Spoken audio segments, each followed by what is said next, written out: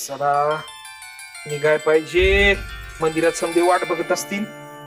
हा उपरनं घेतलं, पगडी घेतली, झान चिपळ्या मंदिरातच आहे. चला झालं समजे. हा जगदंबा गंगाई चला.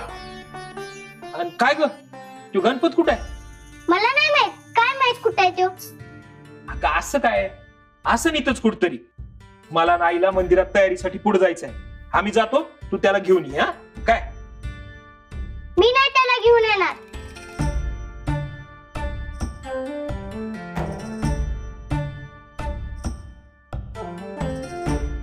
जगदंबा, अगं किती वाईट वागतेस तू त्याच्याशी. पाहुणा हाय नव तो, असं वागू नये बाळा. जा त्याला बघ तो कुठं आहे तो आणि सोबत घेऊन ये. येताना दाराची कडी नीट लावून ये. चला. हा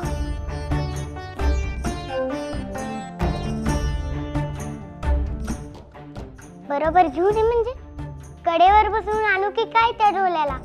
मोदक खाऊन खाऊन दारातून झोपला असेल कुठंतरी. बघतेच आता त्याला.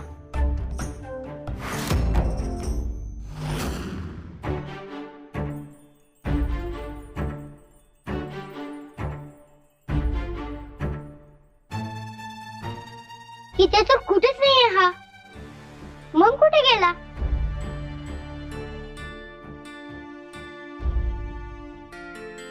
कुठे गेला हा गणपत?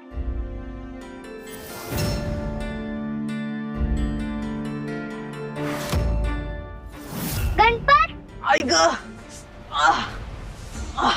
गणपत काय झालं तुला गणपत? आई अग पोटात दाह होतोय, खूप दुखतंय. म्हणून सांगत होते एवढं खाऊ नकोस. 21 मोदक खाल्लेस तू. अग त्याच्यामुळे नाही होतंय. मग घरी आलेल्या बाईना त्यात काहीतरी मिसळलं होतं. कोण बाई? होती एक. कधी आली होती? तू नव्हतीस घरात तेव्हा. खूप दुखते ग.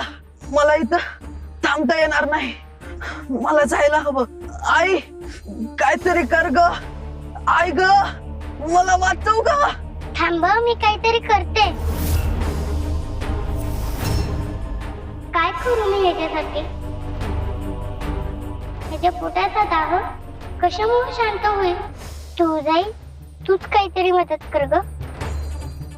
लवकर मदत कर.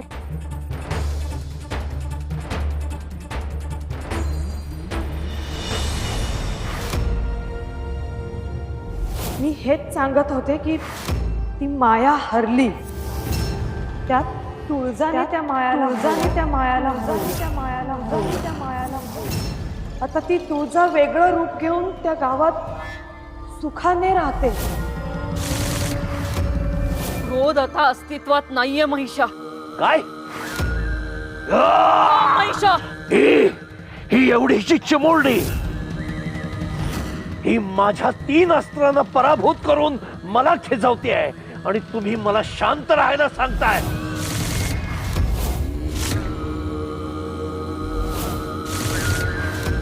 माता ज्याच्याकडून आपल्याला प्रचंड अपेक्षा होत्या तो मदराज पराभूत झालाय. अपयश, पराभव, अवहेलना, जिला बराच काळ हेच हाती येतंय आमच्या. कुठलीच योजना सफल होत नाही, कुठलाच रिपू यश मिळवत नाही. असं का होतंय? चुकीच्या दिशेनं मारलेला तीर लक्षभेद कसा करेल रे महिषा? कोण आहे? कोण आहे? आम्हाला एकेरी बोलवण्याचं धाडस कुणी केलं?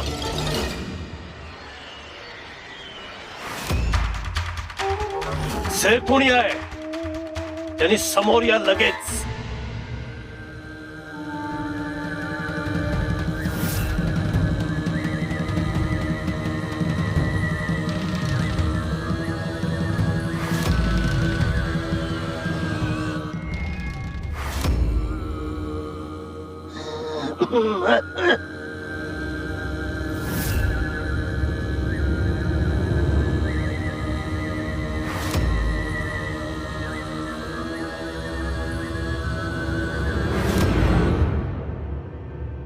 कोण आहेस तू?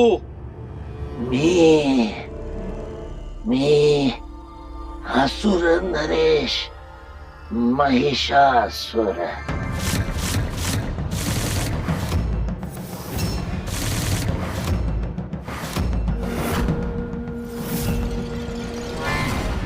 काय करू मी ह्याच्यासाठी? कश्यप ऋषींनी 21 दुर्वांची जुडी गणपतीला खायला दिली. एवढं समजू केल्यानंतर मग गणपतीच्या पोटात जळजळ कमी झाली. हा, दुर्वा. आता दुर्वामुळे त्याचं पोट दुखायचं थांबू शकेल. गणपत, तू काळजी करू नकोस. मला तुझ्या पोट दुखीवरचा उपाय सापडलाय. मी तुझ्यासाठी दुर्वा घेऊन येते. त्या कुठे सापडतील मला माहितीये. आलेच मी. जरा जर जर कलित गात्र हताश वृद्धाप काळापेक्षा सततच्या निष्फळ प्रयत्नामुळे आपण यशामुळे थकलेलं खंगलेलं. नाही, हे शक्य नाही. आमची ही अशी अवस्था होणं कदापि शक्य नाही.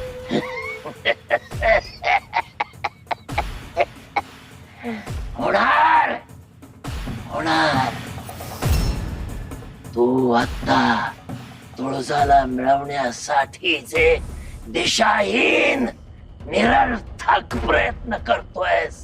त्यामुळे लवकरच तुझी ही अशी अवस्था होणार. मी काय करू मी? कोणत्याच योजनेमध्ये यश येत नाही. सगळे फासे उलटे पडतायत माझे. हवा तो परिणाम साधत नाहीये. तुला एक युक्ती सांगतो. तुझे दोन्ही हात मीठ जोड असे आणि दोन्ही हातांच्या मध्ये पोकळी राहू द्या. कर कर. आता उंजळ बघ. सांग, काय उंजळीत काय आहे तुझ्या? ही ओंजळ तर रिकामी आहे. काहीच नाही. काहीच नाही.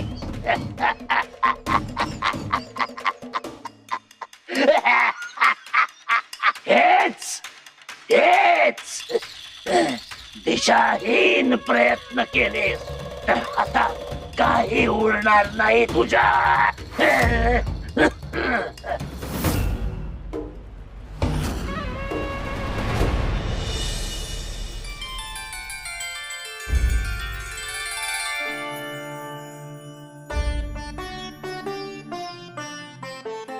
हो जनक बाबा, अहो सुरू करा पुढची गोष्ट. त्या गणरायाचं आणि महादेवाचं पुढं काय झालं हे ऐकायची लई घाई झाल्या बघा. वय वय करतो.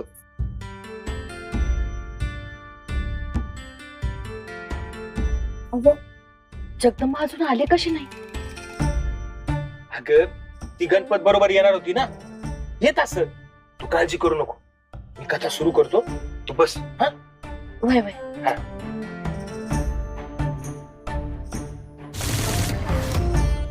तर मंडळी, काल कुठं होतो आपण? इथंच होतो देवळात.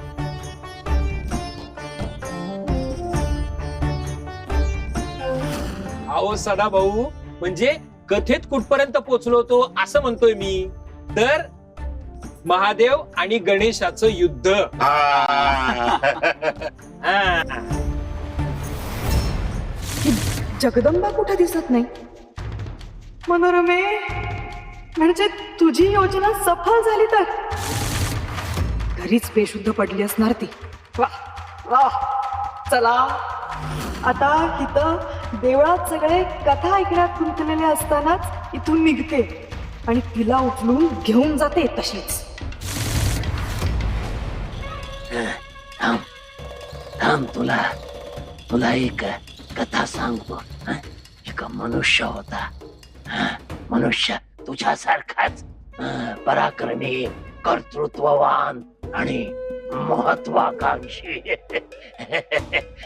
त्याला शेती स्वतः करण्याचा अपार उत्साह होता. त्यानं मोठ्या कौतुकानं कष्टानं बी आणलं.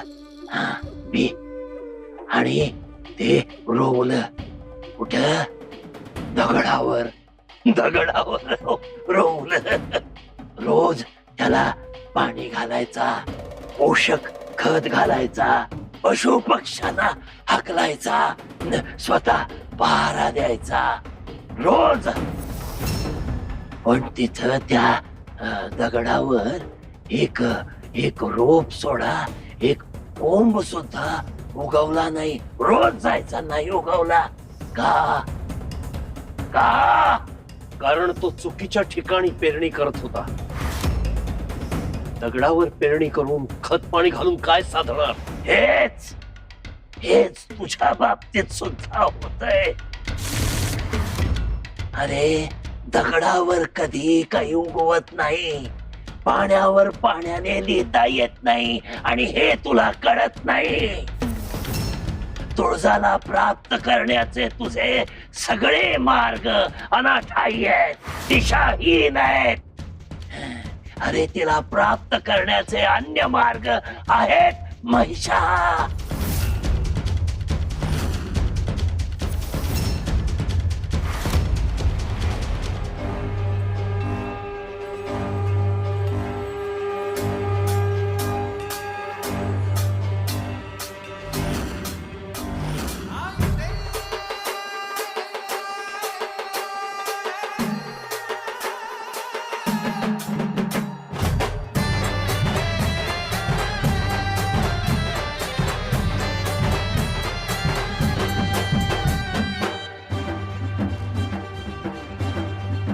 आता ह्या दुर्वा घेऊन पटकन मला गणपत जवळ जायला हवं. कुठले मार्ग? कुठला मार्ग?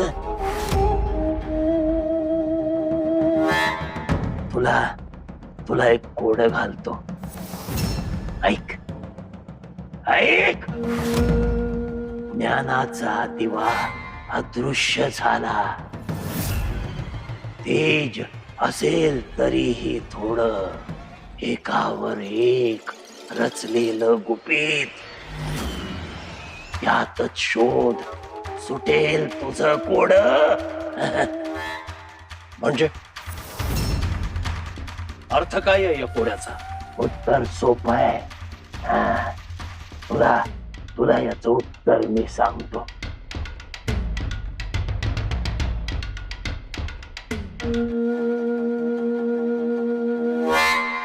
असुर नरेश,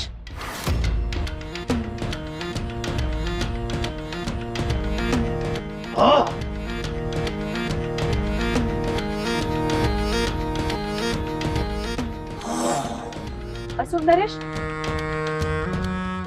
असुर नरेश, आम्ही सम्राज्ञी, तुम्ही अशा अचानक का आलात? असं अवेळी इथे येण्यापूर्वी तुम्ही अनुमती घ्यायला हवी होती. सगळा घोळ केलात तुम्ही. मला उत्तर. असुर नरेश, काय झालं? कसला घोळ? आणि आपण एवढे संतप्त का झाले आहात?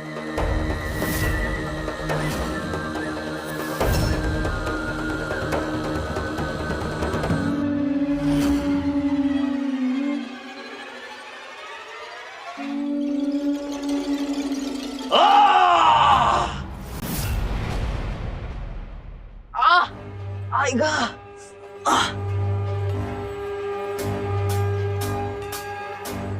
गणपत मी आले. हे बघ दुर्वाही मिळाल्यात. तू जरा उठून बस बरं.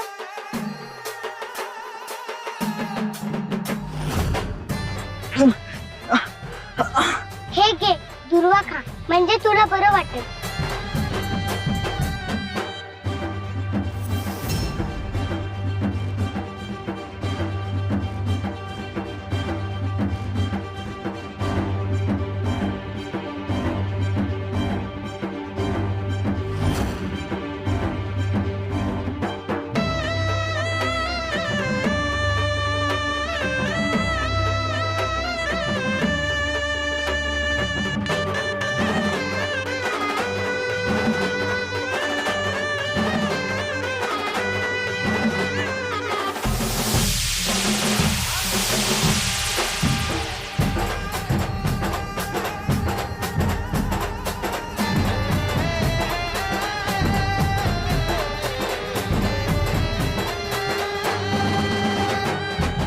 बरं वाटतंय ना आता?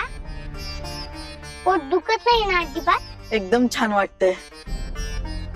तुझ्यामुळे बरं वाटलं मला, नाहीतर माझं काय झालं असतं. मी असताना असं कसं काय होऊन देईन तुला?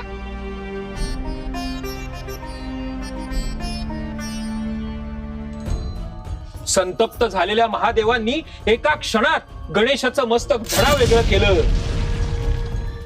आणि मग काय, पार्वती माता प्रचंड क्रोधित झाल्या.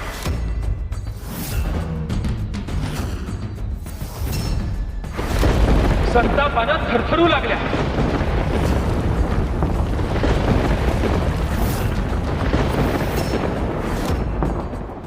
महादेव, हे तुम्ही काय केलं? हा काय अनर्थ केला? तुम्ही ज्याचा शिरच्छेद केलाय तो आमचा पुत्र होता आणि तो तुमचाही पुत्र होता. त्याचा वध केला तुम्ही.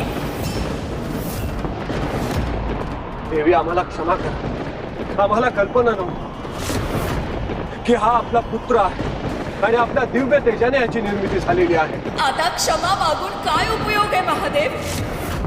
आमचा पुत्र आम्हाला पुन्हा मिळवून देऊ शकणार आहात का तुम्ही?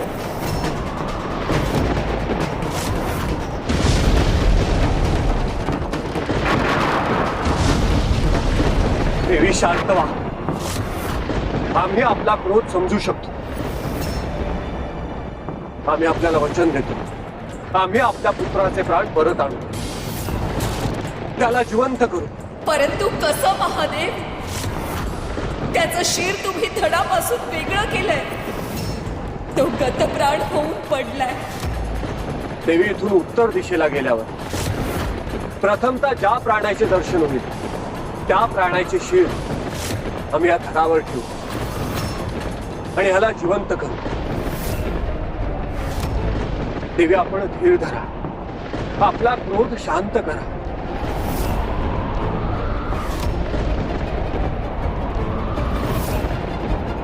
मग काय मंडळी, महादेवांना मनावर घ्यावंच लागलं. त्यांनी आपल्या गणांना बरोबर घेतलं आणि उत्तर दिशेला रवाना झाले. तर त्या दिशेला गेल्यानंतर पहिला प्राणी दिसला तो गजराज, म्हणजे हत्ती. हो, हा. तर ते हत्तीचं शिर घेतलं आणि ते आणून या बालकाच्या धडावर ठेवलं.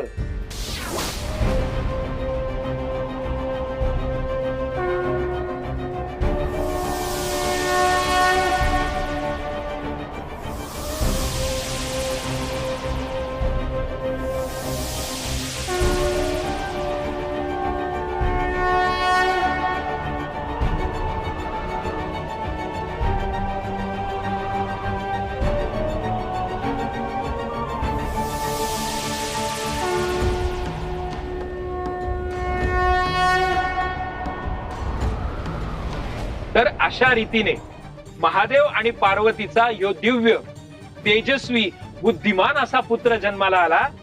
त्याचं नाव गजमुख. त्याला आपण सगळे लाडानं काय म्हणतो? गणपती. गणपती.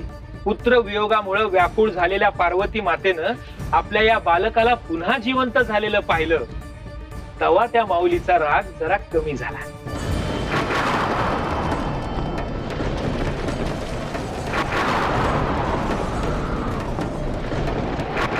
माते,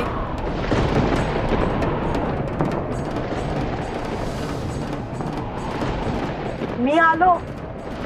बघ, तुझा गणू परत आलाय. आता तरी तुझा राग विसरून जा.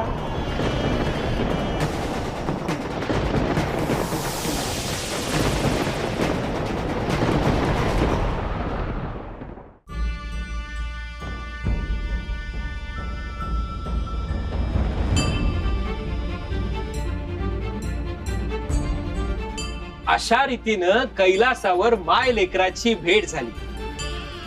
शिव, पार्वती, गणेश हा परिवार पूर्ण झाला. बोला गणपती बाप्पा, गणपती बाप्पा, गणपती बाप्पा, गणपती बाप्पा, गणपती बाप्पा, गणपती बाप्पा, गणपती गणपती बाप्पा गणपती बाप्पा गणपती बाप्पा गणपती बाप्पा गणपती बाप्पा.